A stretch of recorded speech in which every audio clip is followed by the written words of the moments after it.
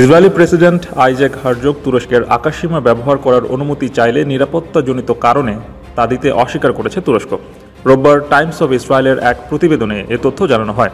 প্রতিবেদনে বলা হয়, হারজগ আজারবাইজানের রাজধানী বাকুতে অনুষ্ঠিত COP29 জলবায়ু সম্মেলনে যোগ দিতে তুর্কি আকাশপথ ব্যবহার করতে চেয়েছিল, তবে তুরস্কের নিরাপত্তাজনিত উদ্বেগের কারণ দেখিয়ে আপত্তি জানায়, যার ফলে ইসরায়েলি প্রেসিডেন্ট তার যাত্রা বাতিল করেন।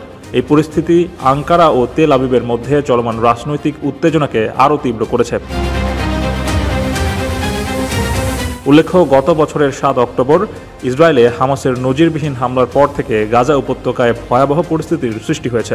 ইসরায়েলি পাল্টা হামলায় গাজা উপত্যকায় 43,000-এরও বেশি ফিলিস্তিনি প্রাণ হারিয়েছেন। আহত হয়েছেন 1 লাখেরও বেশি মানুষ। গাজা উপত্যকায় মানুষের উপর এই অমানবিক পরিস্থিতি নিয়ে তুরস্ক ব্যাপক সমালোচনা করে আসছে। তুরস্কের প্রেসিডেন্ট রিসেপ তাইয়েপ এরদোগান গাজার পরিস্থিতি নিয়ে আন্তর্জাতিক চাপ সৃষ্টির জন্য উদ্যোগী হয়েছেন এবং ইসরায়েলের বিরুদ্ধে নানা পদক্ষেপ নিয়েছেন। এছাড়া গাজার পরিস্থিতির কারণে তুরস্ক ইসরায়েলের সঙ্গে সকল বাণিজ্য বন্ধ করে দিয়েছে এবং ইসরায়েলকে আন্তর্জাতিকভাবে একঘরে করার কাজ করছে। তুরস্কের এই পদক্ষেপ ইসরায়েলি সরকারকে তীব্র প্রতিক্রিয়া জানাতে বাধ্য করেছে। এরই মধ্যে আন্তর্জাতিক আকাশসীমা ব্যবহার করতে চাওয়া ইসরায়েলি প্রেসিডেন্টের আবেদন প্রত্যাখ্যানে দুই দেশের সম্পর্ককে আরও জটিল করে তুলেছে।